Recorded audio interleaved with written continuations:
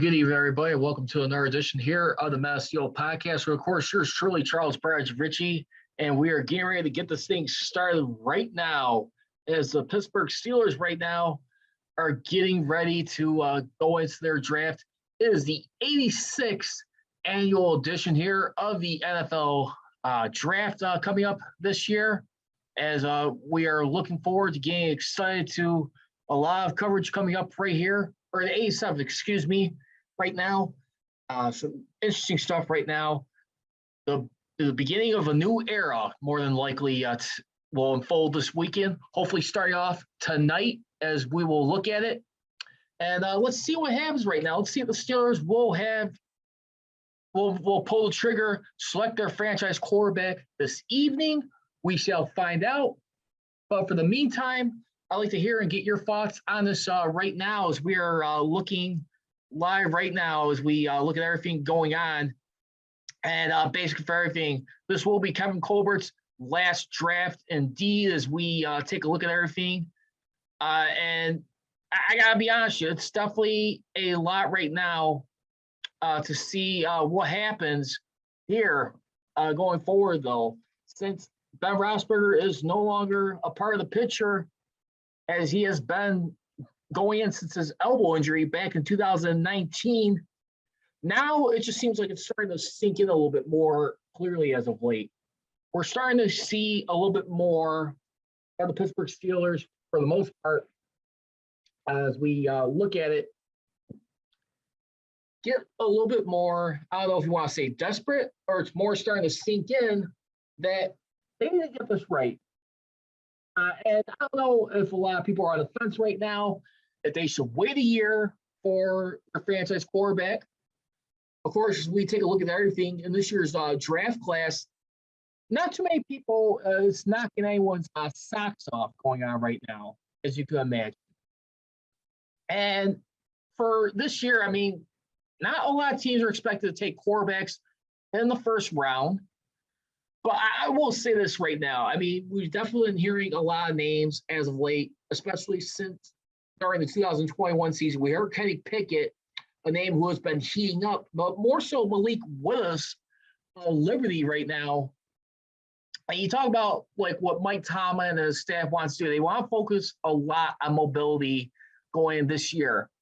Once again, the NFL draft will be live this year in Las Vegas here, as we go in at the Link Promenade coming up. Biggest question is, will the Steelers be able to roll the dice right now? And just to give you some facts real quick, even before Kevin Colbert got into the picture, when we're talking back as far as when Chuck Cole got involved with the team, let's think about this for a second here. The Pittsburgh Steelers, as a matter of fact, for right now, if you look at things in perspective, they've only drafted a top 10 quarterback in the first round only three times. Well, I guess who those names are? Check this out. We got, as a matter of fact, it was 1970, Terry Bradshaw, who was the number one overall pick.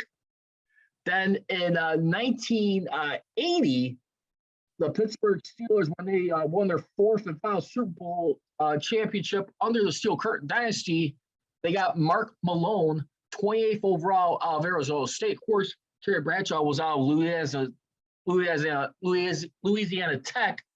I remember the Steelers, they won that one on the coin flip with the Chicago Bears to get the rights to get Terry Bradshaw first overall. And then, of course, last but not least, 2004, and where the Pittsburgh Steelers at number 11 drafted Big Ben Roethlisberger out of the University of Miami of Ohio.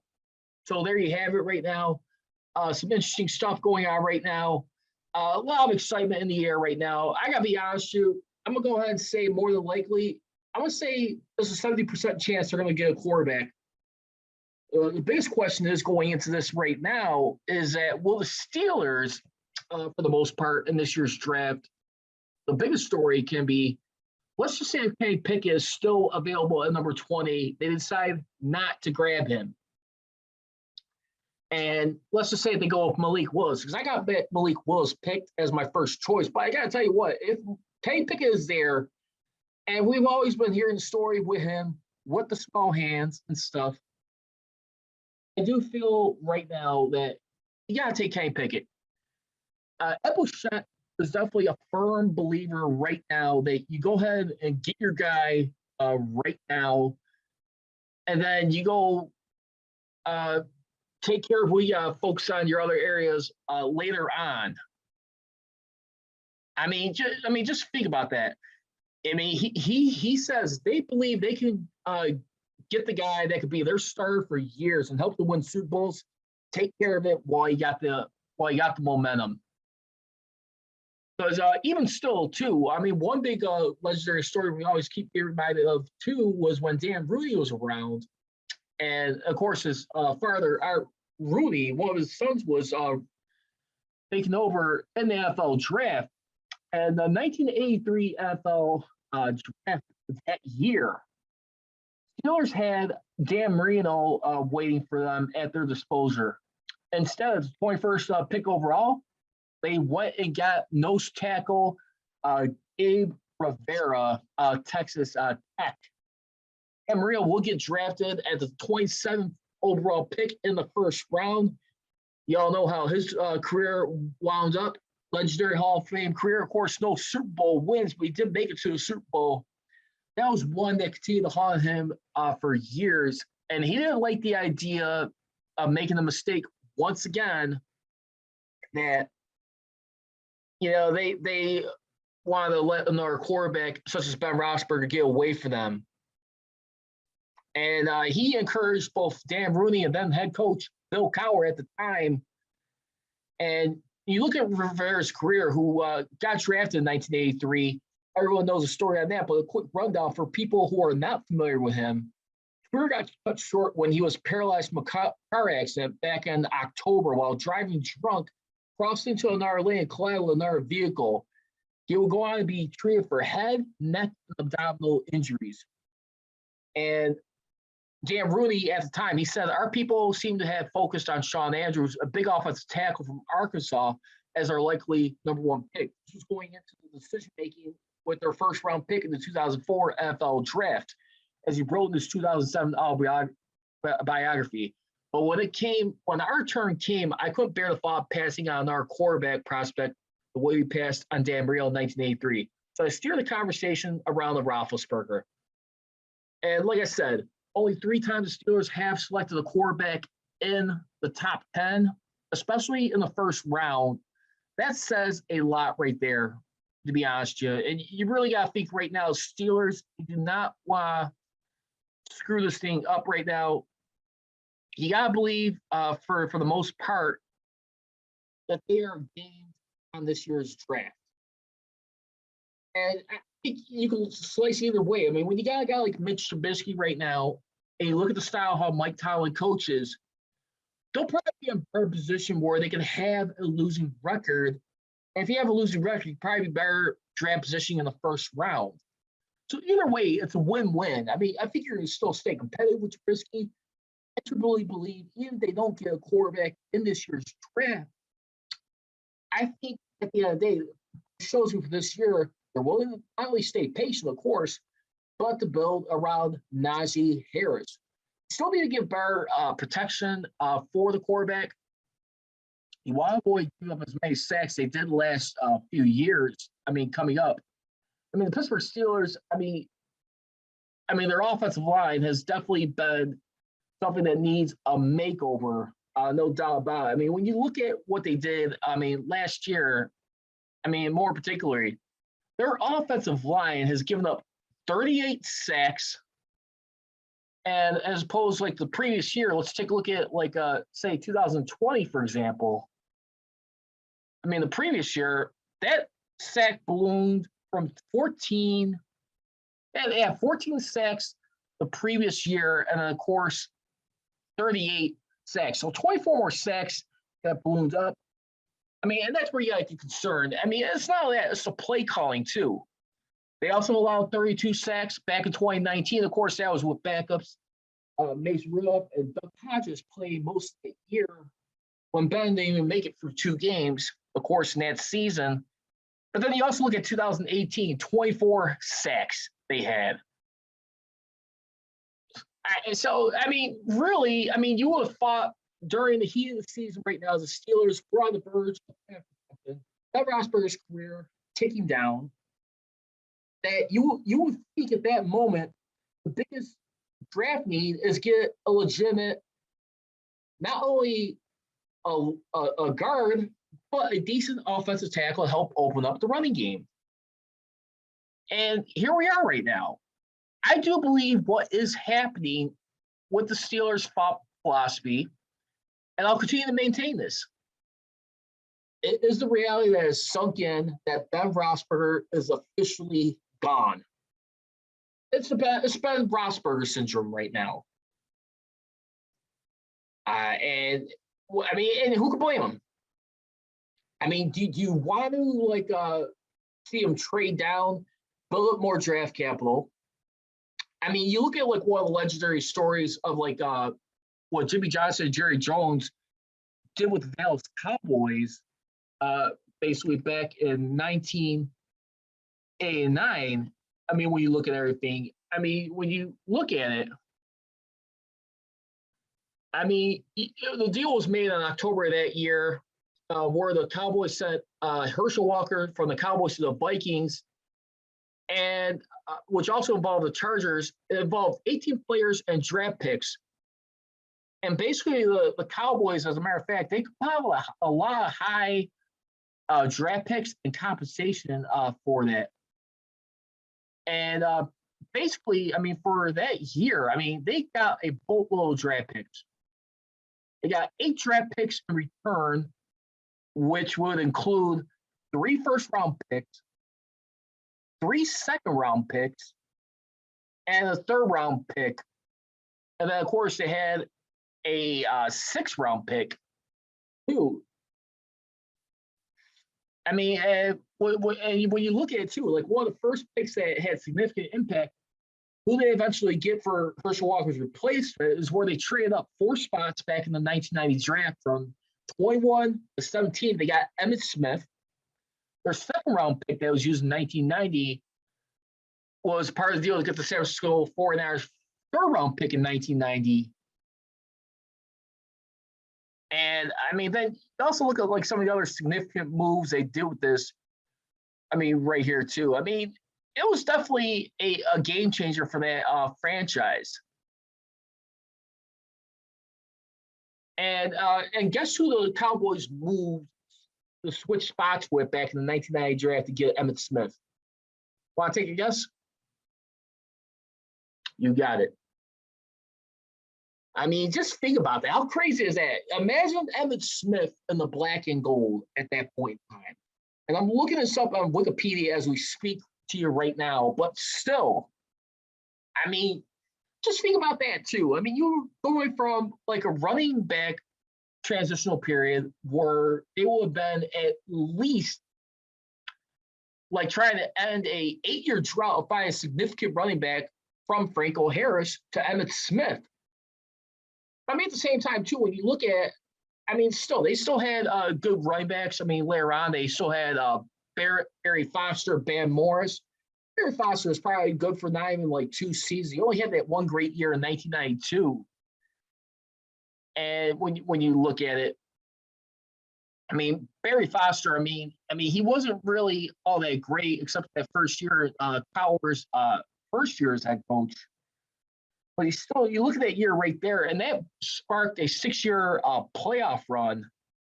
But Barry Foster, I mean, he made, in that season, this was his 3rd season, he made his first Pro Bowl and his first All-Pro in 1 year at 2,034 yards of scrimmage, and his one and only 1,000-plus yards of rushing on the ground, 1,690 yards to be exact, 11 touchdowns on the ground, along with 344 yards receiving. Then after that, he wasn't really, injuries kind of caught up with him.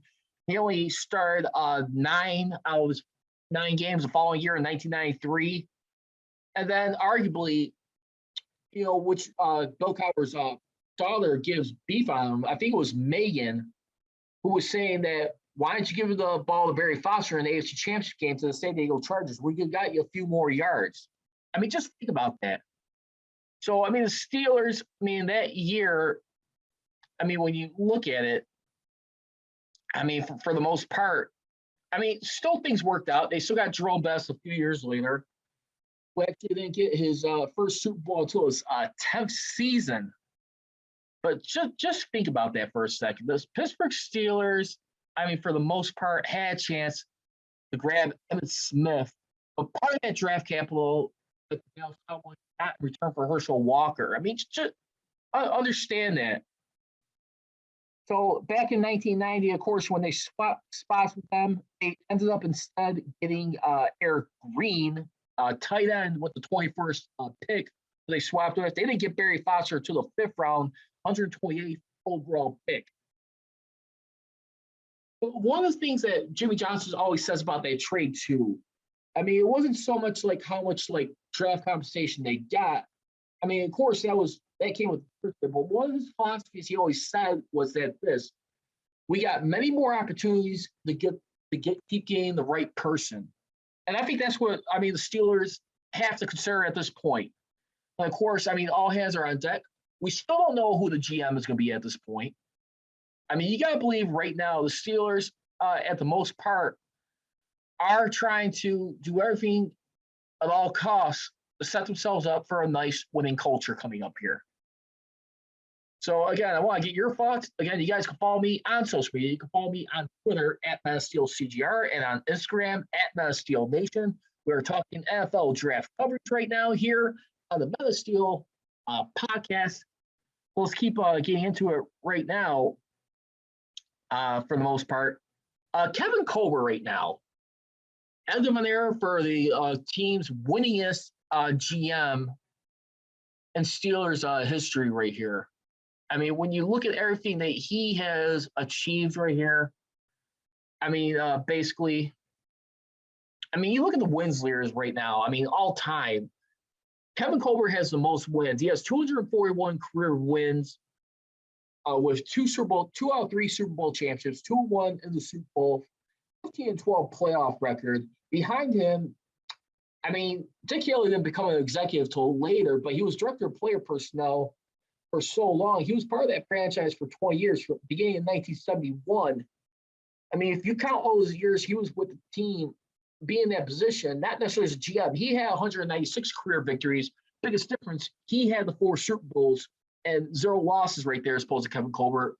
And he had more playoff wins, 16-8. Of course, with the level of talent and character they had right there, that franchise, big game changer. Of course, Tom Donahoe, who was actually there for 9 seasons right there, he had 89 career victories. So Kevin Colbert right now, I mean, let's think about this for a second right now. I mean, he has done a phenomenal job. I mean, keeping this team in position to really compete. I mean, you ask me. And I want to wonder right now, I mean, as a Steelers fan, what would you say would probably be his best, like, draft class he had, where he had a lot of picks that proved dividends for the franchise? I mean, when you look at it, I mean, there's quite a few. I mean, there's a few you could pick out. I mean, there's a lot of them picks he swung and missed on, but still, I mean, did pretty good. I mean, for them,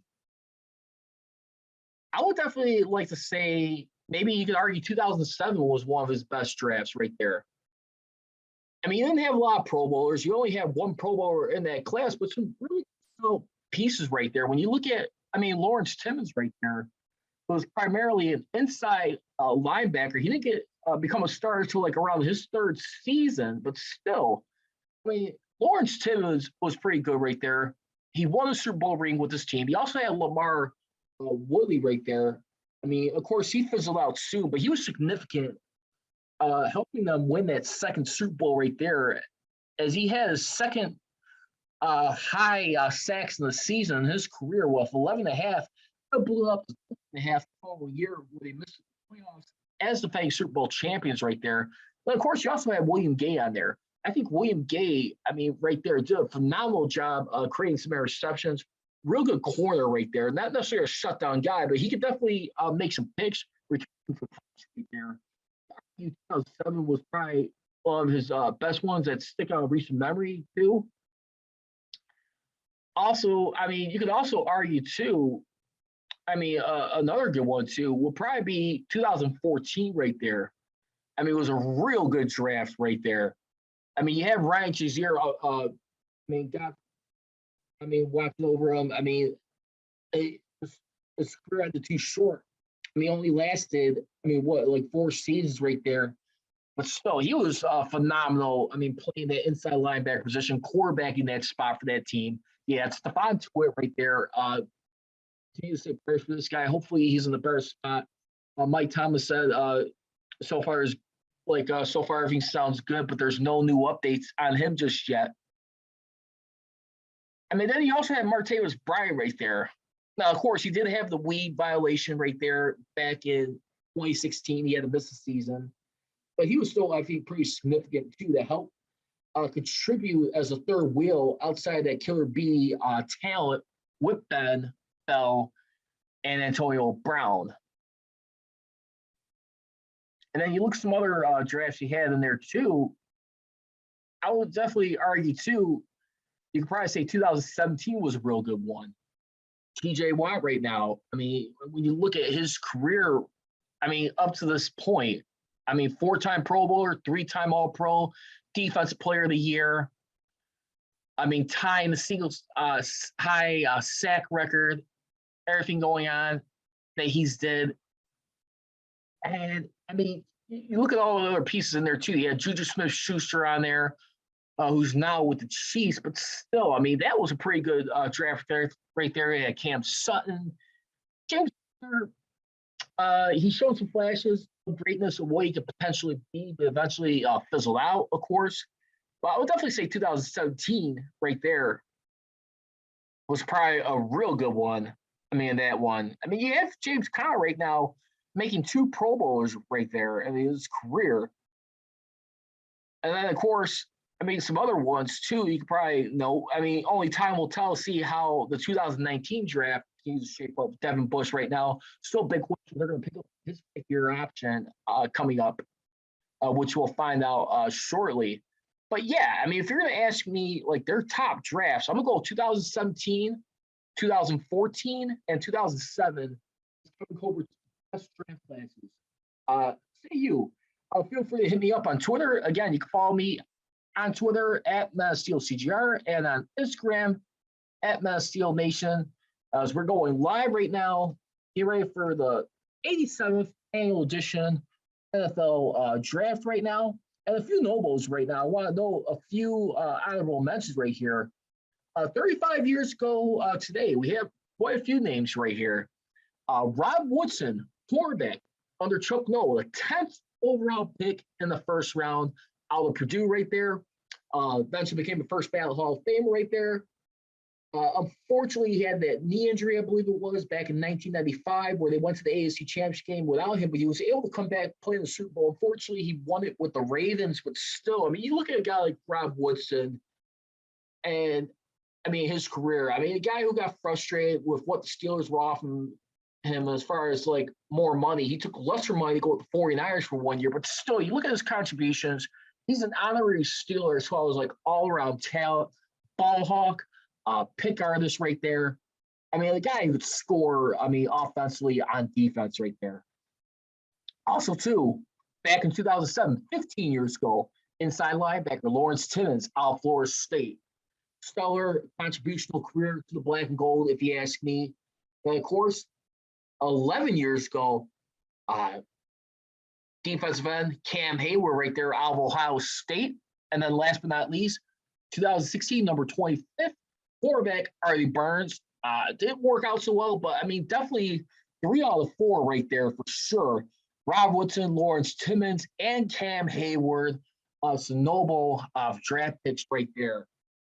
I mean, coming out. But I want to hear your favorite first-round pick all time for the Pittsburgh Steelers. I'll definitely have to go for me. I'll go with Troy Polamalu. That's my favorite Steeler all time, and I'll probably go number 2, Ben Roethlisberger. And then if you're asking me, like, my third one that they got in the first round, I'll go with Marquise Pouncey. Those would be my 3 guys right there as we look at. let's get into it right now. The mock draft. So I'm going to go ahead and give you my picks, who I anticipate the Steelers are going to probably end up with, agree or disagree with this, and we'll look at it right now.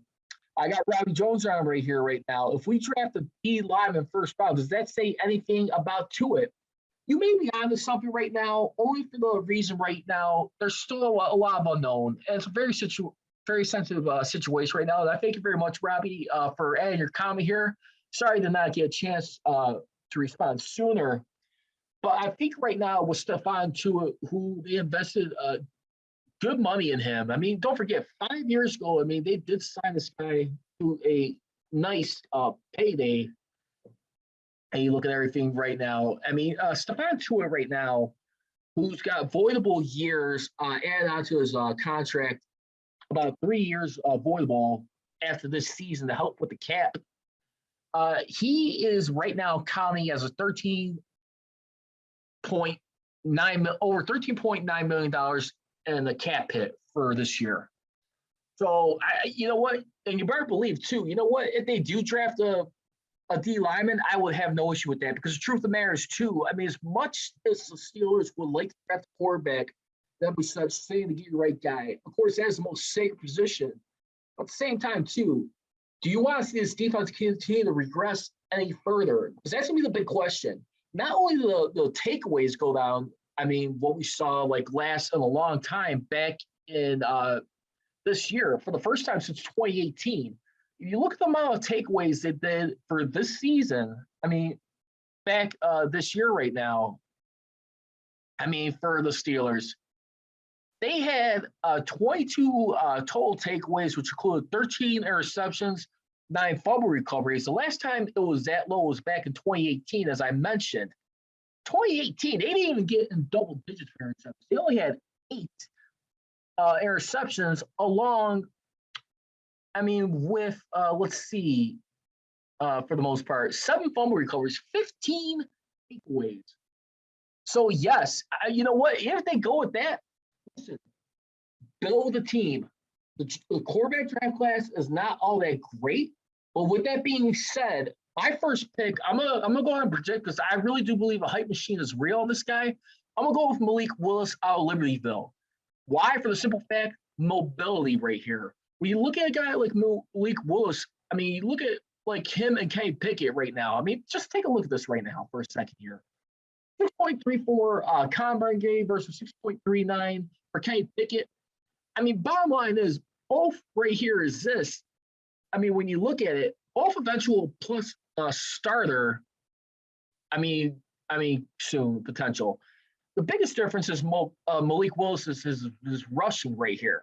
And when you want to talk about mobility, I mean, with a Steelers team right here, 2,131 yards in 4 seasons, as opposed to 801 yards rushing for Kenny Pickett in his 5 seasons at University of Pitt. Mobility right here. The only thing is right now, they bring him in. More than likely, he's going to be a backup to Mitch Trubisky to try and groom him in. I would have no problem with that. The biggest question, like I mentioned, if you got Kenny Pickett and Malik Willis sitting there, I think you have to go with Kenny Pickett for your first pick. I'm going to go with Kenny Pickett. The first pick, point pick overall. I will predict right now the Steelers will not trade up. I anticipate a trade up, but I think they'll stand firm only because of how not that impressive the quarterback draft class is. It's usually a swarm that teams will take quarterbacks right now. And like I said, they only trade up 3 times in the draft. 2003, they traded up from the 27th to the 16th spot to get strong safety Troy Polamalu. 2006, went from 32nd to 25th to select wide receiver Santonio Holmes. And 2019, 20th to 10th, select inside linebacker Devin Bush. Second pick in this year's draft. I know I'm taking the big risk right here. We'll see if he's available, but why not? Nakobe Dean out of Georgia. Combine grade, 6.40, eventual starter within 2 years, playing off a phenomenal defensive line right here. Now, one could argue right now, if he is available at 20, you could probably like grab this guy too right now if the quarterbacks are taken. Let's see. I mean, he is a guy right now I would take a chance on. He is available in the second round. I know Steelers will usually like to get like players they can develop, but why not take a chance right now? I mean, you need some guys right now to create some competition right here. I mean, for this year's draft, and when you look at like I said, Nakobe Dean right now, I mean, he is like the top prospect. Not they're going to give him, but I mean, he's a guy who can play coverage. I mean, got 2 interceptions in his career right now, 13.5 tackles for loss right now, and the verdict on like a guy like Nakobe Dean, he plays fast as a sideline to sideline run defender who could also come with splash plays, thanks to very good instincts and intelligence. Third pick, I'm going to go with offensive tackle, Abraham Lucas out of Washington State. Combine grade 6.15, eventual star.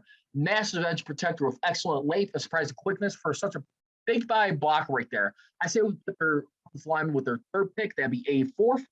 Fourth pick, I'm going to go with safeties back-to-back here. I'm going to go with safety Kirby Joseph, the Fighting Illini, grade at 6.10, eventual star. Pressure teams with deep free safety blitz because he anticipates well as a threat to make big plays with serious ball skills.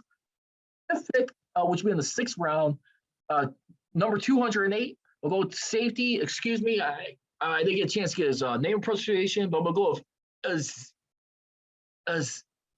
Z. Tamawo out of Minnesota. I'll have to get his name. Sorry, guys. I could not find the pronunciation on this one. But right now, he's out of Minnesota. Combine grade 5.93. Average backup special teamer. 6'5", 282 pounds. He has the size the Steelers look for in their defense ends. He played that spot in their 4-3 base defense. He's 70 pounds since high school. He needs to continue to develop. But like Isaiah Loudermilk a year ago, this is what Dale Lally had too on his mock draft. You can take guys as high because there aren't many of them on this planet, but also you're not drafting for this year. You're probably drafting for future years, beginning with next year. Also, their next pick right now will be the 7th round pick. 212th with 1 of 2. Go with wide receiver Josh Johnson, combine grade 5.97, best average backup or special teamer. For 83 catches for 1,114 yards, 6 touchdowns 2021. And last but not least, guard center Chris Owens, who is expected to be a backup. Owens played guard center for Alabama in 2020. That's what I got for this year's draft. So once again, the recap, first pick at number 20th overall in the 1st round, Malik Willis, quarterback of Liberty. Second pick, 57th overall, inside linebacker. And he could also play outside linebacker. I doubt if he's there, but why not? Nakobe Dean out of Georgia. For their 3rd pick, which would be the A4 pick overall in this year's draft. Tackle Abraham Lucas, which would be in the 4th round. That's their compensatory pick right there. And then right there, we'll go with the 6th round pick, 208, safety, Izzy Tamawo. Like I said, Kirby Joseph was a compensatory pick, 138th. Then their 2 7th round picks, wide receiver at 225, Josh Johnson coming in here. And then last but not least, we will go with guard center Chris Owens. And that's going to do it here on the MSDL podcast. Once again, you guys can follow me here on Twitter at MSDLCJR, on Instagram at MSDL Nation. And let's see what happens. Dawn of the new era, like it or not, we'll find out. All right, guys, as always, leaving. Here we go, sirs. Here we go. I gone. Hey, you blink, I'll cut your eyelids off. Don't you blink. I got you. Let's go.